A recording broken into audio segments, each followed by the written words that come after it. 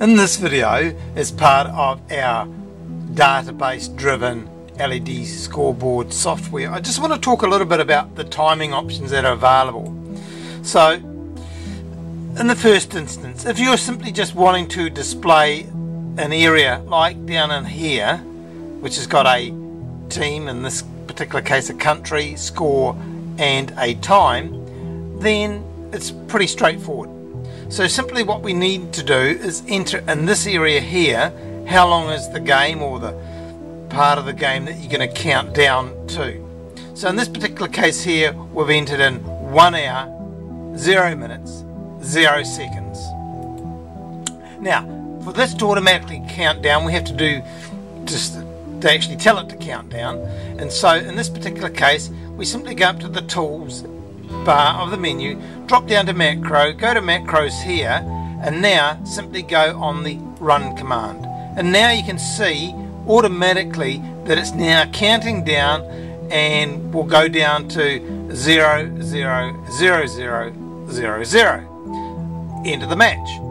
Little message will pop up and will tell us that it's in fact the end of the countdown sequence. So that's one way of doing it. It's built in.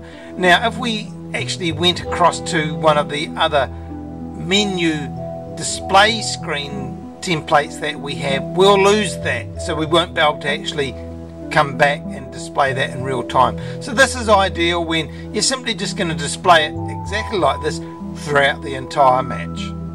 So that's one way. Second way is something slightly different, and it's an add-on program that sits on top of our database program. So I've prepared a work template here, and it's showing us without any clock now in this area. Now the clock, we're going to achieve the clock by dragging on our program, and you can see here I'm moving it up and down. We can scale that to whatever size we want, and in this particular size we want it relatively small because we now want to fit it into this area here.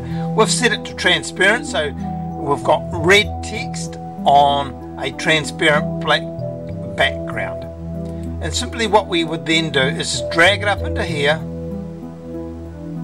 place it approximately, click off it a little bit out there, move it across to there,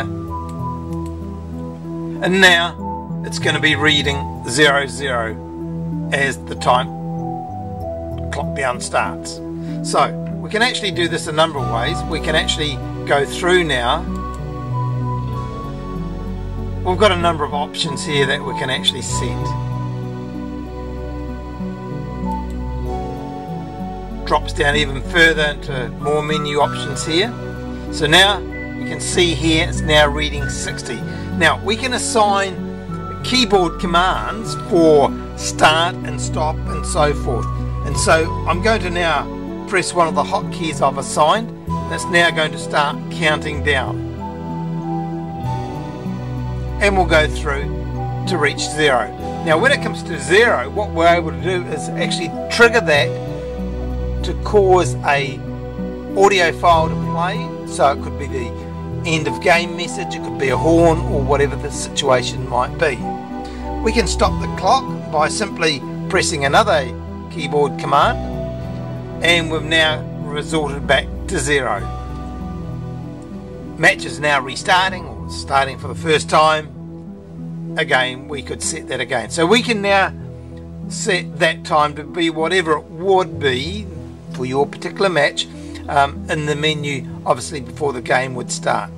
Now when we switch across to, let's say, a message board screen area, you can see in actual fact we've got a double up of the text. So the first thing we need to do is just go and get a short message to be displayed. Do that again,